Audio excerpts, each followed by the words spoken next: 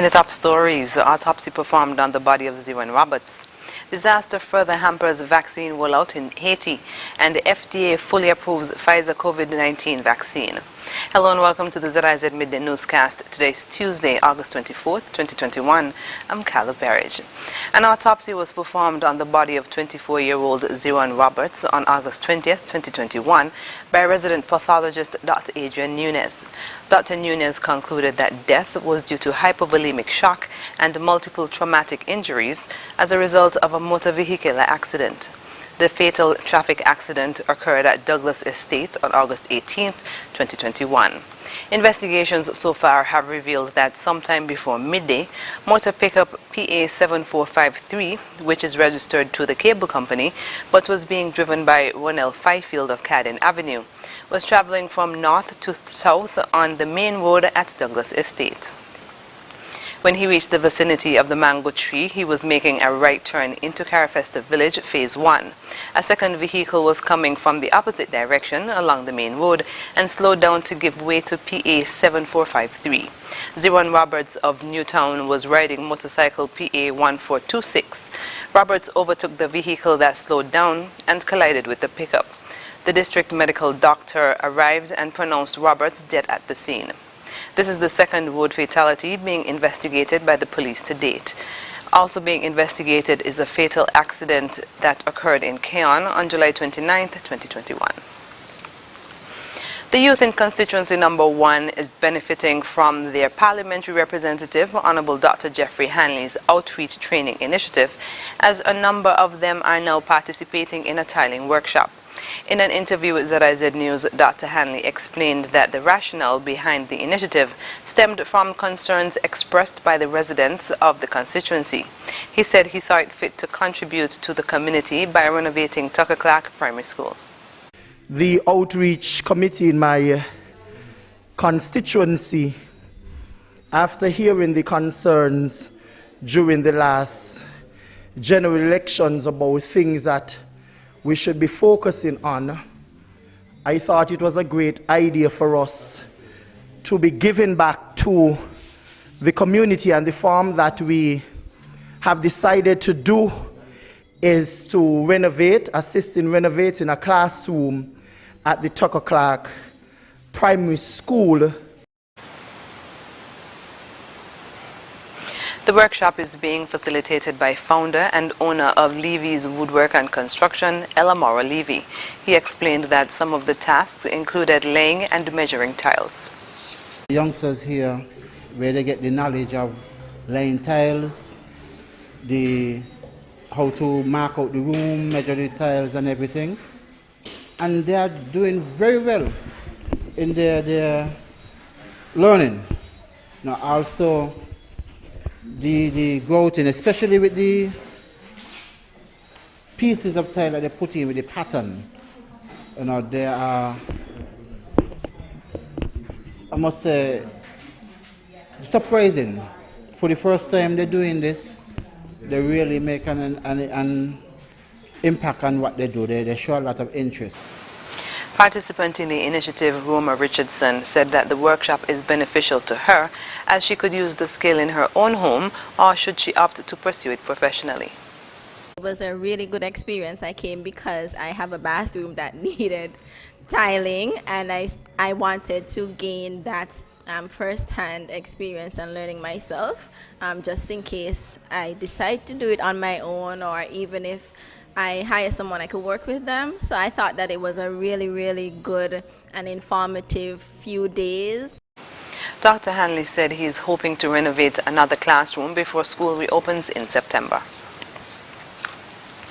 The British High Commission has announced that the UK's Chevening Scholarship Scheme is open from August 3rd for students wishing to study in the UK in the academic year 2022 to 2023.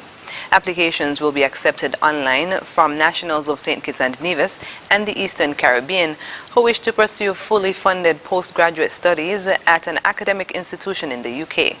The Chevening Scholarship Scheme is the global scholarship program of the British government. The scholarships are awarded to exceptional individuals with leadership potential, and they enable recipients to study one-year master's courses in a range of subjects at UK universities. The scholarships are funded by the Foreign, Commonwealth and Development Office and aim to support UK foreign policy priorities by creating lasting positive relationships with future leaders, influencers and decision makers. Nationals of St. Kitts and Nevis and the Eastern Caribbean should go to www.chevening.org to register interest or apply. The opening date was 3rd August and the closing date is 2nd November, after which no further applications will be accepted. And we're moving now to news on the regional scene. Having had only about 20,000 cases and almost 600 deaths from COVID-19, Haiti has largely been spared the pandemic's ravages. Its first batch of vaccines only arrived in July, but few Haitians have expressed interest in getting the jab. And now the government's scheme to vaccinate its people has been sidelined by disaster relief efforts because of a deadly earthquake and a tropical storm. Al Zero's John Holman reports. Another person in Haiti vaccinated. This time it's Dr. Carl Dumas. How does it feel to get fully vaccinated? Great. But he's in the vast minority. Firstly, because vaccines took so long to get here. Haiti's campaign only began in July. And now, because even though they've finally arrived, few seem to want them. The US supplied 500,000 jabs under the COVAX mechanism. Only 20,000 have been applied. Why? In part it's because of this, the empty COVID ward that Dr. Karine shows us in the non-for-profit Geskio hospital. I suppose at one point you would have thought that this would be full of people, no? Yes, Full of it was full. Last year it was full. Now it is very calm. We don't have any admission. Haiti's health ministry says only around 600 people have died of COVID-19. The infection rate is also far lower than in many other places. Nobody knows exactly why, but since the pandemic isn't taking off, neither is the vaccination campaign. For them, it's not a disease that really is present in Haiti. And if it's not present, there is no need for them to get vaccinated. In this market, the streets were full, the faces bare. Many don't believe in COVID or mistrust the vaccines. I don't wear a mask because I believe in God. I don't believe in what people say. The human being lies all the time. They never speak the truth. That's why I only believe God. We talked to Duvanu because he was one of only a handful of people we saw covering up. I believe in science, so I believe in my mask, he told us. The limited public health campaign, another reason vaccination has stalled, would have done little to convince others. This is one of the few posters to do with COVID that we've been able to find here in the capital, Port-au-Prince. And what medical experts say to us is that a golden window of opportunity could be being missed because people now could be being vaccinated before more deadly strains of COVID possibly take hold here in the country. The government has other things on its mind, not least a recently assassinated president, followed up by a major earthquake in the country's southwest. The latter could yet turn into a super spreader, with hospitals full and a multitude of foreign organisations flying in to help. Or COVID may, for whatever reason, continue to swerve around this Caribbean nation. If so, it would be the first piece of good fortune Haiti's had in a long time. John Holman, Al Jazeera, Port-au-Prince. NEMO's director says it's been a hectic 3 days as St. Lucia dealt with the downpour of the tropical wave which came across last Friday. However, she says the country is not out of the woods as yet. More in this report. Over the past few days, St. Lucia and the rest of the region has been experiencing a tropical wave which brought about heavy rains and as a result created land slippage and flooding throughout the island. There's been reports of landslides in Soufrière, Colombette area, flooding in the Soufrière town, in the new development area. Up to this morning, persons were trying to get water out of their homes. We had a landslide in Marigo where a home was impacted. Also in Bocage, there was a landslide that pushed a house off its pillars, and the occupants of this house cannot enter the house. All of their belongings are still in that house. They had to evacuate to a neighbor's home. And as we speak, another neighbor is assisting them for a month, where they'll be staying because they cannot go back into that house. We have in Tiroche this morning got reports of a home that is being undermined due to land slippage. In Castries, we saw what happened on Saturday, where was flooding, and it is a perennial problem. There has been studies as to how to address these problems, the director of NEMO says, but the problem still persists after various mitigation project attempts. We have low-lying communities where there is flooding whenever the rains are heavy. For our show, as we speak, persons are still trying to help themselves in clearing out the clogged drains and so on. So it's a situation where St. Lucia is the topography of St. Lucia. It lends itself to flooding and landslides. But we're asking persons in these areas to just pay special attention. Your homes, your property, ensure that you clear your surroundings, strengthen where you can, to ensure that you assist yourself in making it a safer space for you to live. We are expecting more rain throughout the day based on the weather report, and we're asking persons to be more vigilant, to exercise care, persons in these areas to again assist yourself in doing what you can to make your property safer to live in. NEMO's director reiterates that it is better to be safe rather than sorry. For the DBS News World, I am Alex Bousquet. And internationally, authorities in the United States have fully approved the Pfizer COVID-19 vaccine for everybody aged 16 and above. It had been in emergency use since December.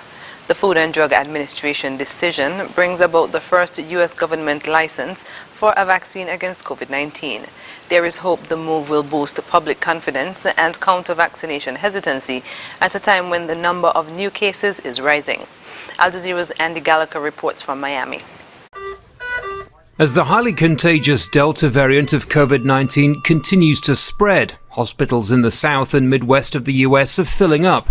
Over the past few weeks, cases have risen dramatically, with the unvaccinated overwhelmingly hit hardest. On Monday, months after the Pfizer vaccination was initially given emergency authorization, it's now formally approved by the Food and Drug Administration. It's hoped that approval and the reams of scientific data behind it will encourage the unvaccinated to finally get their jabs. If you're one of the millions of Americans who said that they will not get the shot until it has full and final approval of the FDA, it has now happened. The moment you've been waiting for is here. It's time for you to go get your vaccination and get it today. Today.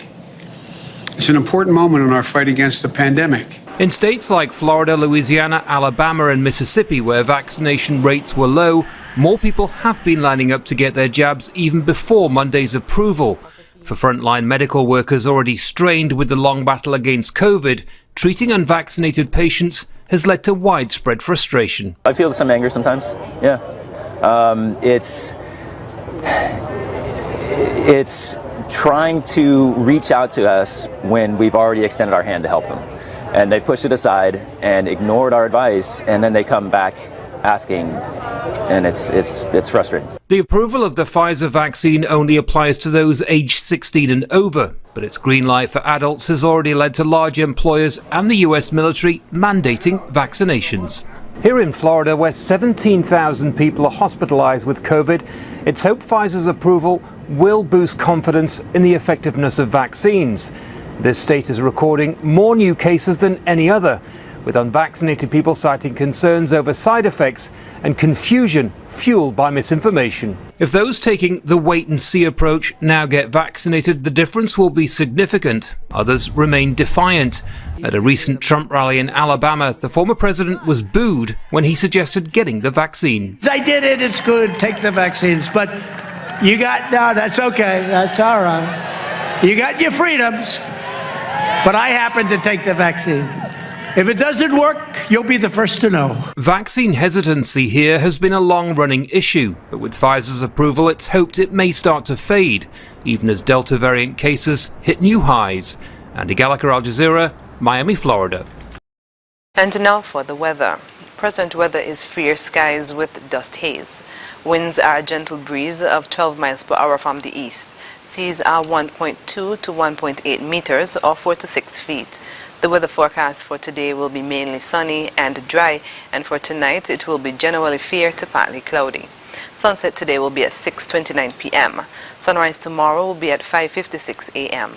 And that brings us to the end of the ZIZ Midday Newscast. Join us this evening for these stories and more in detail. Thank you for joining us. I'm Calaverage.